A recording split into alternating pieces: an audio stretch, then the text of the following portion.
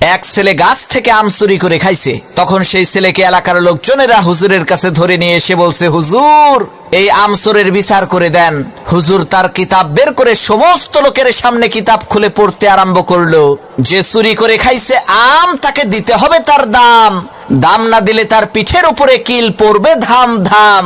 হুজুরের কিতাব শুনে এলাকার লোকজন সেই ছেলেটিকে কয়েকটা চর থাপ্পড় মেরে বিদায় করে দিল। আল্লাহর কি কুদরত! কয়েকদিন পর সেই হুজুরের নিজের ছেলে ডাব চুরি করে খাইছে। তখন এলাকার লোকজন হুজুরের কাছে এসে বলছে, হুজুর মানুষের ছেলে আম চুরি করে খাইছে দেখে বিচার করলেন, এখন আপনার ছেলে তো ডাব চুরি করে খাইছে, বিচার করেন তো দেখি। লোকদের কথা শুনে হুজুর তার কিতাব বের করে বলল, ভাইরা আমার, কিতাবে লেখা আছে যে চুরি করে খাইছে ডাব তার হয় নাই কোনো পাপ। তখন এলাকার লোকজন বলল, হুজুর বুঝলাম ডাব খাইলে পাপ নাই, কিন্তু আপনার ছেলে তো একেবারে পাকা জোনা খাইছে।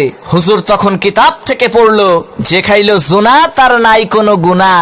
এলাকার লোকজন বলল, হুজুর ডাব খাইলে পাপ নাই, জোনা খাইলে গুনাহ নাই মানলাম, কিন্তু আপনার ছেলে তো নারিকেল খাইছে।